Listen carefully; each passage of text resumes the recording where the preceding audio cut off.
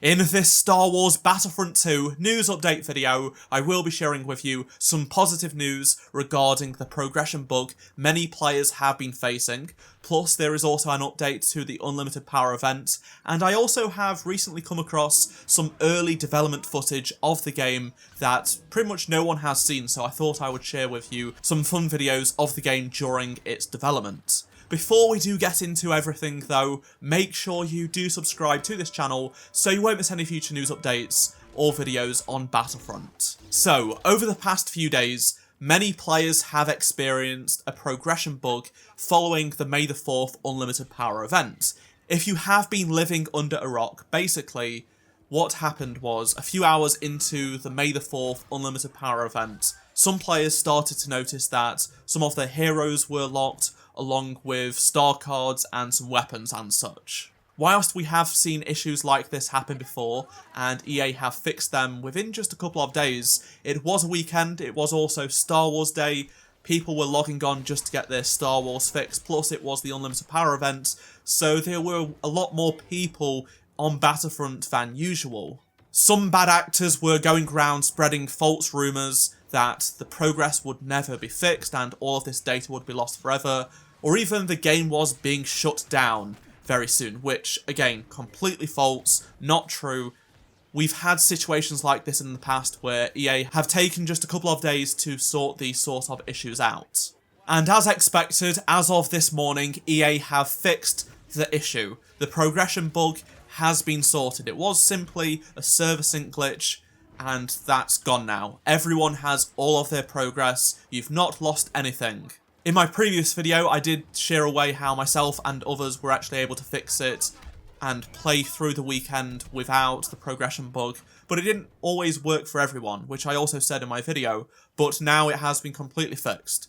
All you need to do is just load into the game again, and all of your progression and such is there as you'd expect. Nothing is locked once again. They actually got most of it working last night. They actually said that people are going into the game, playing matches, and the data has been resolved. But not everyone had been resolved at this point. They are still reviewing it and going to be updating in the coming hours. Then they said they made some changes and basically, yeah, it's fixed. And everyone that has played the game agrees today it's totally fine. I know how frustrated many people in my comments were about this progression bug, so let me know down in the comment section below now how you are feeling that it has been fixed.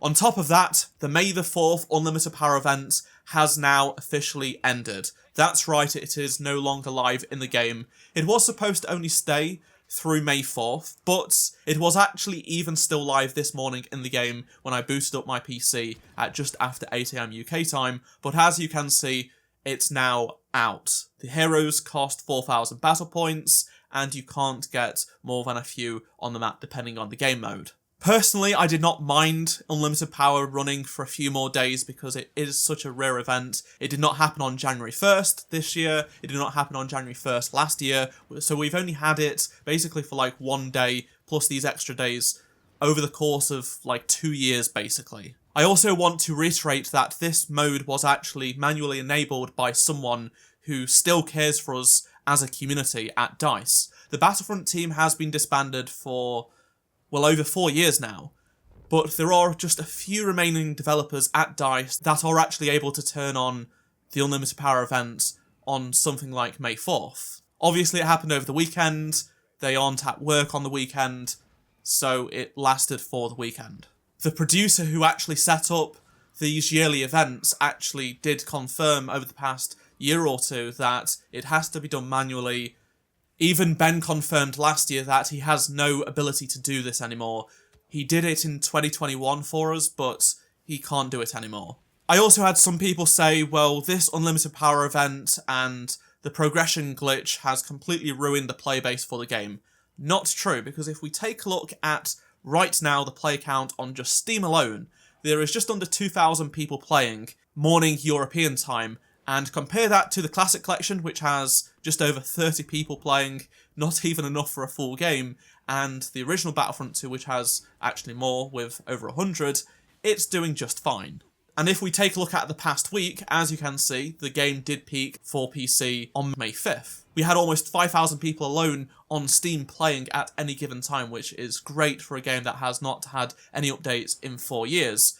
It dipped down a little bit on May 6th, but it has actually gone up a little bit in the past day. So compared to the days before May 4th, it's actually doing better. People are still playing the game despite the progression bug. Sure, some people have probably uninstalled the game and stuff like that, but for the most part, it's still doing just fine. Speaking of player counts, I also wanted to mention something very exciting. So the team behind Kyber have actually been able to access the real player counts for all platforms, not just Steam for PC, for example.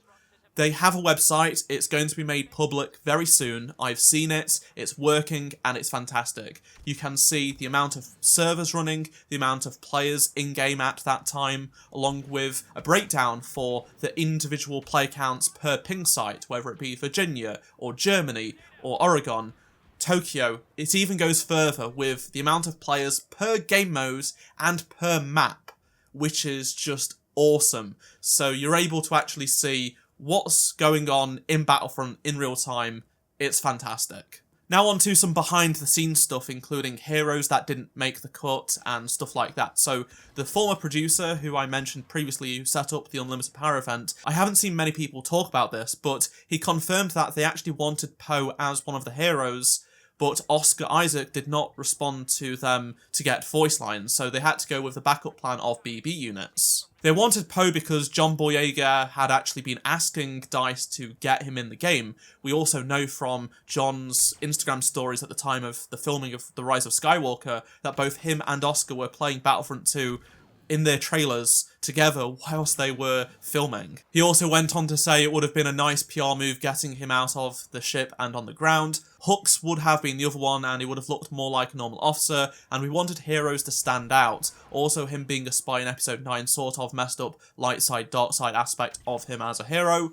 One of the reasons you don't see Stormtrooper Han and Luke is because they would look too much like normal characters and not stand out. On top of that, he went on to say they only had so much time. Poe would have been cutting it close, but getting Hux up and running, getting in contact with his agent, spinning it past Lucas, etc. Poe was already a thumbs up from Lucas, and design-wise, not a huge challenge. We would also have the marketing on our side, getting to use his voice in the advert. BB units had no voice work, no actor approval, and he was already sort of designed as a companion character to Poe. Cutting him off from his own character was to avoid losing work and getting it done before the project was shut down. So that's why they had to go with the BB units over Poe and Hux for the Rise of Skywalker era content. Now for some behind the scene clips of the game in development, starting with General Grievous's animations. So the animator who did General Grievous's animations shows off General Grievous working in DICE's playtest environment, and we get to see some rebel troopers just standing there doing nothing with some Mos Eisley parts in the background as well. So it's just really interesting to me what it can look like in these playtest areas. Another really interesting thing is Dio in this playtest environment, so Dio from the campaign Iden's droid. As you can see, there are a bunch of Imperial Star Destroyers not facing the correct way in the sky, as well as some blockade runners as well, which is pretty fun to see. We also get to see the game running in sort of a debug view as well, which is really cool. Next up, we have a bunch of animations from a developer at Criterion, who did a bunch of these animations, as you can see, for the various takedowns and creature and vehicle animations as well for these troopers. And it's just fun seeing them isolated out of the game, not completely finished necessarily as well. On to another set of animations, more so this time for the campaign, and again, it's not quite finished, it's missing all the textures, things like that. It's just cool to see this in action outside of the game with unfinished Ida model, for example. We also have this speeder bike animation, and there is also a few other bits from the campaign, such as jumping in this TIE fighter as Iden. Then we also have Iden walking and running, plus Luke on Pilio. Well, the test environment at least, it's just Luke walking, and then cut to the actual Pilio level. Then we also have some other animations here and there as well from the campaign, which, to me, it's just cool to see these outside of the game and what the developers were working on. I'd love to hear your thoughts on anything I've talked about in this video, so please do let me know down in the comment section below, and remember to drop a like to help support the channel, subscribe so you don't miss any future Star Wars Battlefront videos, and if you did miss any of my previous videos, click on the playlist on screen right now, and I shall see you in my next video. Goodbye.